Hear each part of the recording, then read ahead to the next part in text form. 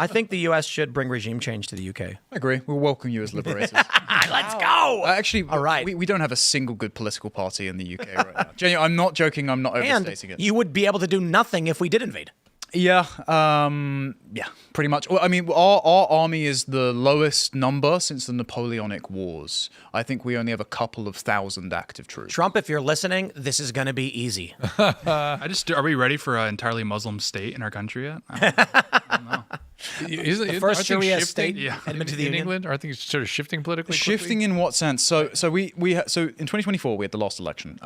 Labour got in on what Rupert Lowe calls a landslip. So they got a landslide majority, but with fewer votes than Jeremy Corbyn lost by in 2019. They are the most unpopular government on record. They're brand new low. It turns out the space beneath the bottom of the barrel, and that's where Keir Starmer's sitting right now. The reason he's probably doing this, by the way, so there's a parliamentary recess in the middle of September. That's when he's inviting Trump. It's because he and all of his members of his cabinet have slated Trump relentlessly. So David Lammy, who is the thickest man in Britain, who's our foreign secretary, once wrote an article in Time magazine when Trump was first president, calling him a member of the KKK, a neo-Nazi, a misogynist, and now you're expecting him to meet with the Trump administration, have a cordial conversation, and they're worried that half of the Labour government is going to walk out in protest if Trump does address Parliament, so that's why they're not having it. So Labour are in power. They're currently kowtowing to the Muslim lobby because they've traditionally relied on the Muslim vote, and about 5 of their cabinet members, three to 5, are probably going to lose their seat at the next election because they only won by a couple of hundred votes because Muslim independent candidates ran on a purely pro-Palestine ticket in that area and almost won. There were 4 Muslim pro-Palestine MPs elected at the last election. The former leader of the Labour Party, Jeremy Corbyn, is about to start a new party with them and take Labour MPs along with them. So they're hemorrhaging votes to their left. As far as the right in Britain, as far as it exists, the last Conservative government just delivered net 1 million immigration every year. You guys have that for the whole of your country. We're the size of New York State, so we have the same level of legal migration as you guys did under a Conservative government. They got thrown out with their worst record in 100 years, and they've instead appointed Kemi Badenoch to lead their party rather than Robert Jenrick. Robert Jenrick resigned from the previous government over their immigration record, so he's quite principled. Kemi Badenoch is... well, she was born from Nigerian parents using health tourism, which is how she got her citizenship, lived in Nigeria, then America, identifies as a first-generation immigrant, has basically been propped up by the party for her entire career, and in her maiden speech, she wanted to remove the caps on student and working migration. She also identifies not as British, but as Yoruba, and calls other Nigerians her ethnic enemies. Brilliant patriotic leadership. Then you have Reform. Reform are topping the polls. That's Nigel Farage's party. Nigel Farage, about 2 days ago, gave an interview saying, I am to the left of the country on immigration. Nigel Farage... Yeah, I know. What? Most Americans don't know this. Nigel Farage has spent the last year betraying his base. Entirely betraying them. He has said mass deportations are an impossibility. We're not going to do them, even after Trump won on them. Wow. He turned around and said there are clips of this you'll be able to get. You had Winston Marshall on a few weeks ago. On Winston Marshall's podcast, he said, if politically we alienate Islam, by 2050 we will lose. I saw that, yeah. Like, sorry, Nigel, what parts of Islamic theology do you want to incorporate into your party platform? What is winning? Now, it turns out that his company is his party is a company. He's got 2 directors. One is Nigel Farage. One is his former party chairman called Zia Yusuf. Zia Yusuf gave probably about £200,000 in political donations when the party was about to win the election. He's been Nigel's vizier ever since. He's kind of like Jafar from Aladdin. He left the party. He insulted the party. 2 days later, he was brought back in as the head of UK Doge, and he is now personally appointing loads of Muslim candidates to this party, which is topping the polls because it's meant to be the anti-immigration party. So we genuinely have nobody to vote for. The only thing that we have a bit of hope on the horizon, Reform kicked out 2 of its MPs fairly recently. One over some anodyne business thing. The other was Rupert Lowe. Rupert Lowe was elected last year. He's basically our Trump. This is my thesis. 67-year-old granddad, spotless record, independently wealthy, donates his salary to charity every month, and has just been dubbed by a communist organisation called Hope Not Hate the most extreme right-wing MP in Parliament. And bloody hell is he. He's now an independent MP, and he's launched his own movement to try and propose policies. The problem is he's got no party. So he's got absolutely no likelihood at the moment of being the next Prime Minister. So we're not even where you guys were in 2015. We are like at least 10 to 15 years behind the discourse, and we don't have 10 to 15 years to fix this. What's going on with speech? Free speech? 12,000 people a year are arrested. Because that's your antidote. Kind of, but there's honestly... An antidote. Well, there's... It is an antidote, but there's no talking your way out of the demographic situation. There's no persuading millions of people who live cheek by jowl in ethnic enclaves with the host population. What does cheek by jowl mean? Right next to each other. Okay. So they live entirely in their own communities. They don't speak English. We're one of the most densely populated countries in the world, right? London is, England overall is about 70 million people officially. We think about 80 million. We've got 2 to 3 million illegal immigrants on the books that we just don't know where they are. But we've got Muslim enclaves in our country from where the grooming gang scandal, which I'm sure you've all heard about, came from. They cover for each other. They knew it was going on. The head of the Ramadan Foundation in 2016 said the reason Pakistanis don't speak up about this and they'll march for Gaza, but they won't march to clear their names for grooming gangs is because they don't want to be seen as, quote, siding with the white enemy. There is no speaking those people round. It is really just a situation of having millions of people in our country that do not want to abide by our way of life, that hate us, and you're just not going to persuade them. Well, I also think your king hates you. Yeah, he does, yeah. King Charles helped co-found the World Economic Forum. He was recently hosting Ramadan events on royal grounds, and he decided to do 2 camera videos saying that he was saying Quran verses. For some reason, he's obsessed with fostering interfaith dialogue. He also did give back Canada to the Anishinaabeg and Algonquin people. Oh, and he also helped hand over Hong Kong to the Chinese in 1997. Well, that he literally did.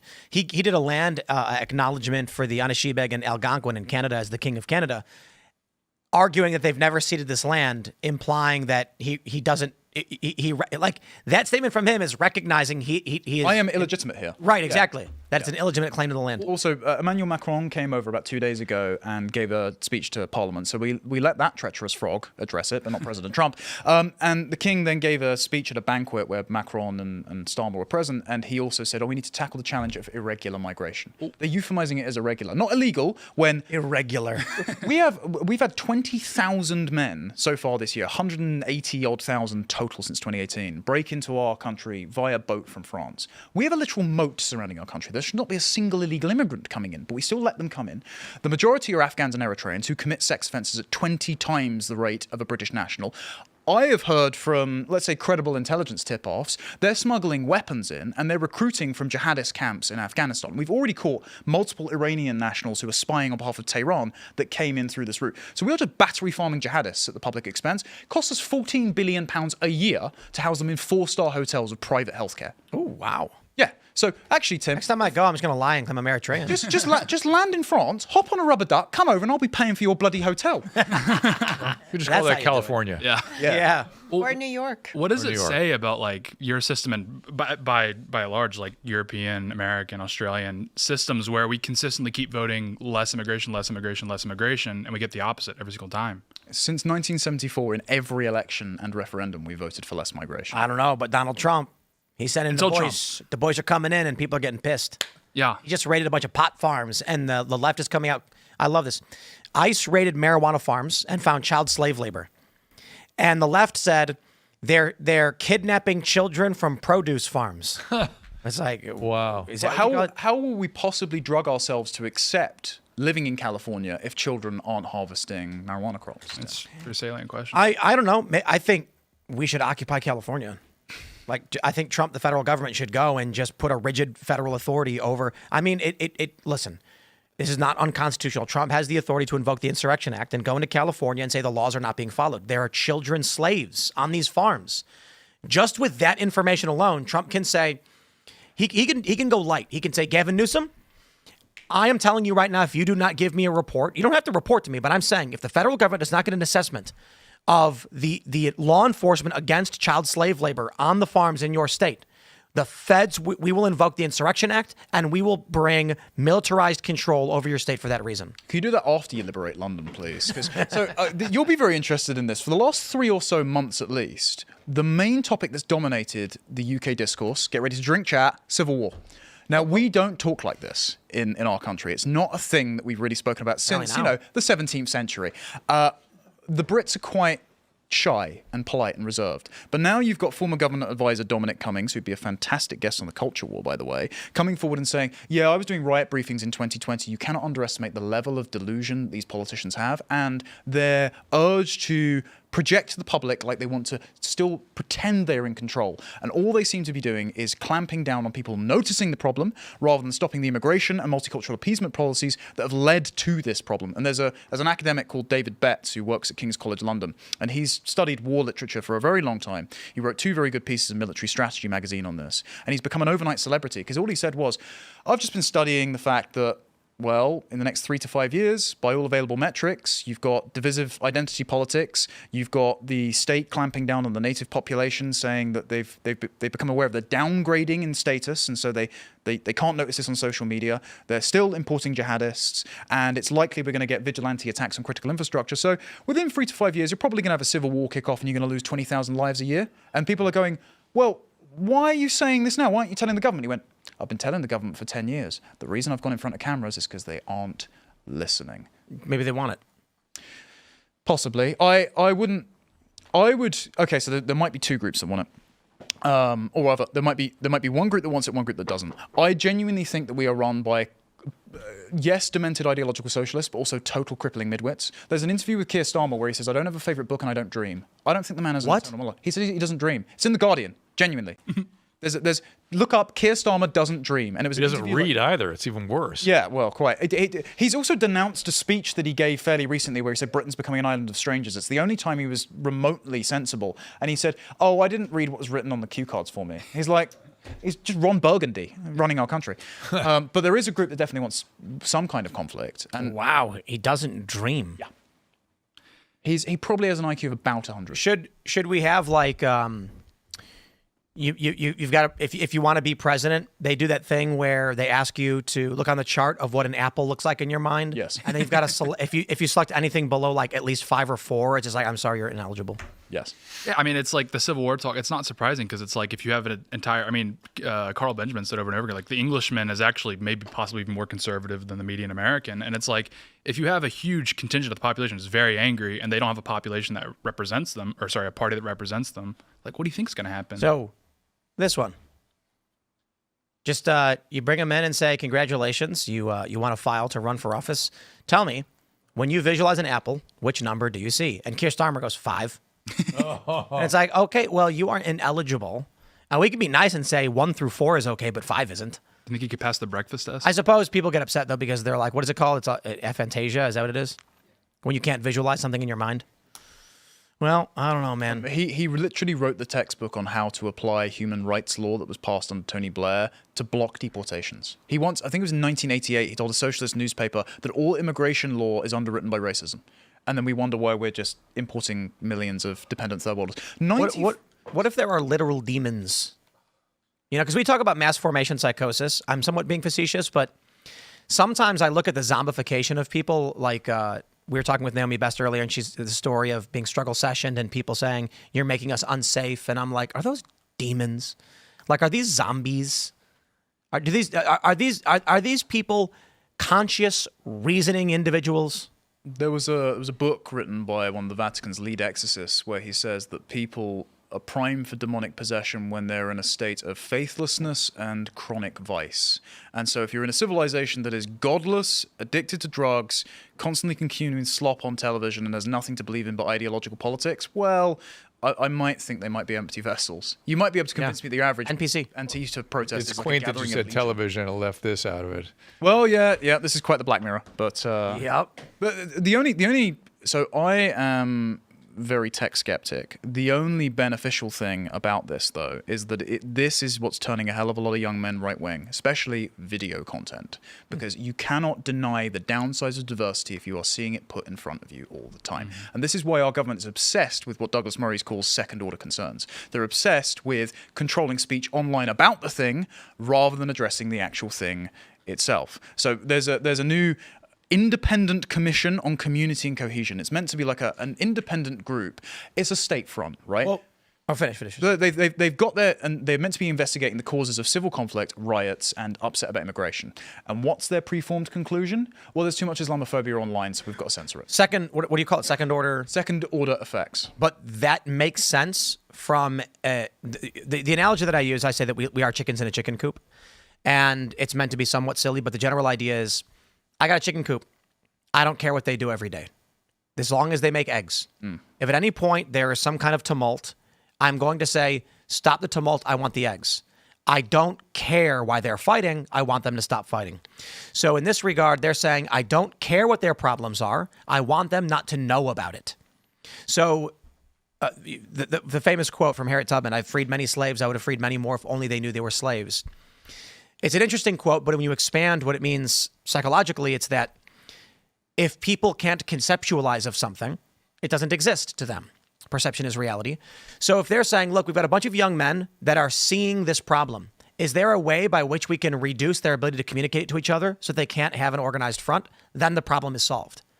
To the farmer, your government, with its chickens, its subjects, it doesn't care why they're mad. Just, you know what we do? This is a really great example, actually. The chickens fight. And they'll have their feathers pulled out, and it causes them stress. And when they're stressed, they don't lay. So you know what we do? We put blinders on their faces. And then they walk around, and they can't see anything, and they're going like this half the time, and they can't peck each other. We have not solved the reason for the fighting. We've just removed the information from them. And that's exactly what they're doing. We have an entire department dedicated to this in the Home Office, by the way. It's called RICU, R-I-C-U. I call it the Don't Look Back in Anger department. So I'm not joking about that.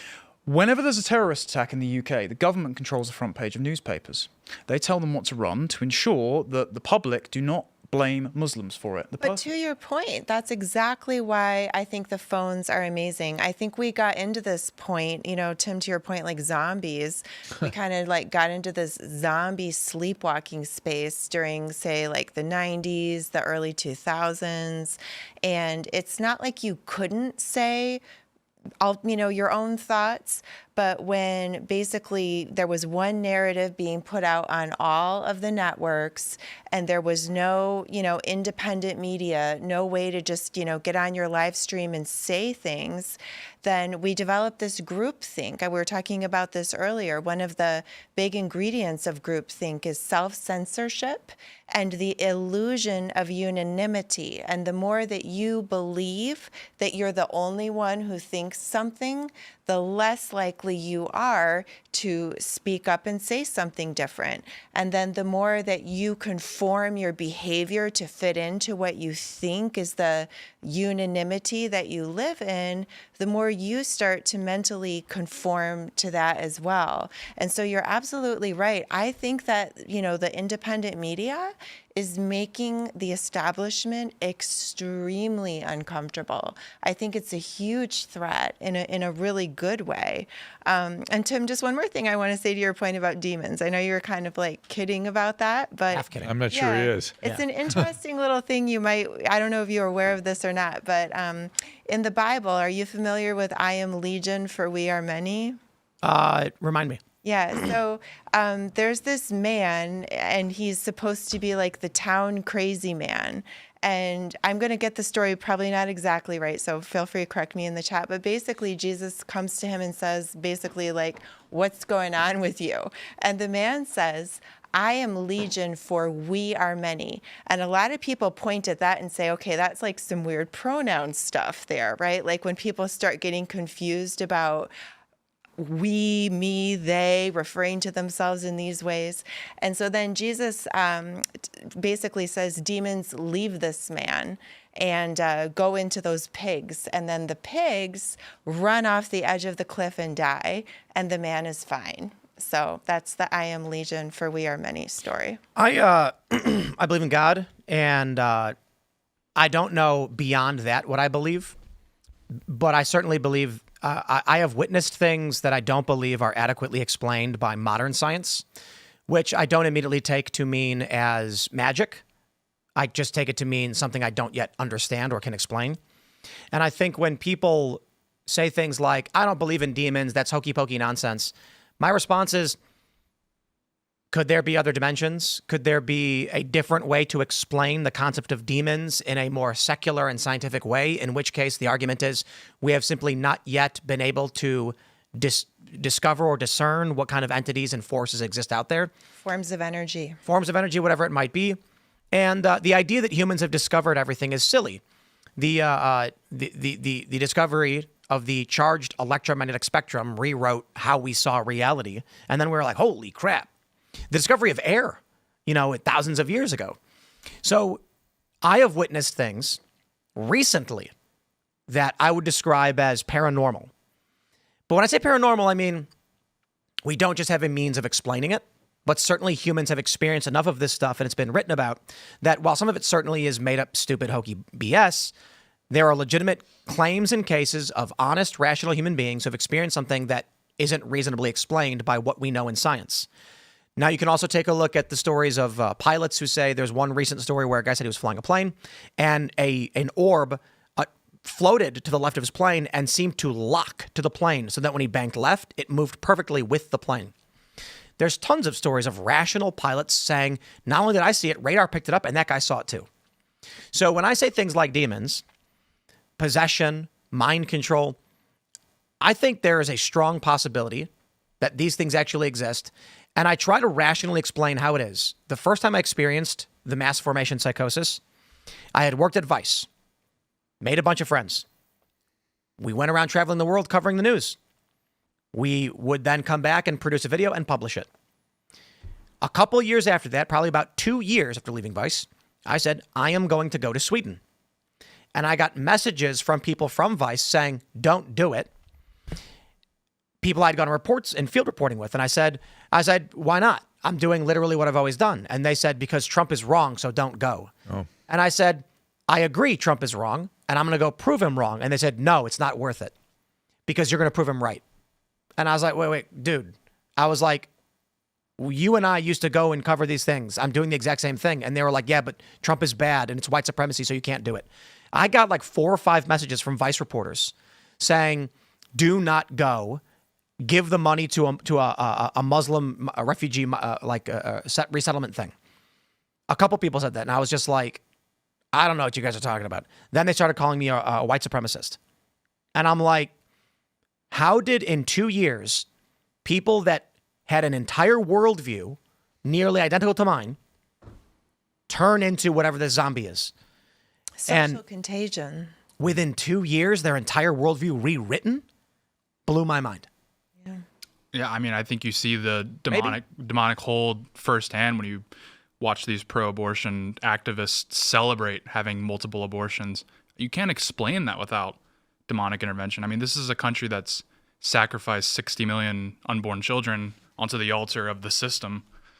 Like, how do you explain that without some sort of demonic hold, demonic possession? Whatever that demonic is maybe subjective. But I think Trump has uniquely provoked this because nobody before him triggered the underlying philosophy that actually united both sides of the political spectrum, which again is very much the belief in the blank slate, that all human beings are infinitely fungible. Like, this is, do you remember when George W. Bush, not long after 9/11, gave a speech and he said, I don't understand why they hate us. Islam is a religion of peace. It's like, you idiot. You still think that everyone fundamentally wants the same thing. Recognizing differences is anathema to the ruling political order. And so when Trump gets up and goes, yeah, sorry, no, not all illegal immigrants are good people just wanting a better life. Some of them are rapists and criminals. Yeah, some Muslims are terrorists and we're just going to have to trade off and just not do that. Yeah, turns out that importing loads of Somalians to Sweden recreates Mogadishu. Who knew? That just upsets their liberal sensibilities, and so they out themselves to you. I mean, you have people that have, this is a generations-long project, this neoliberal world order, and you have a guy coming along that promises to destroy it. Like, your response would be supernatural to seeing that happen. It turns out the ultimate weakness of the liberal world order was just noticing patterns.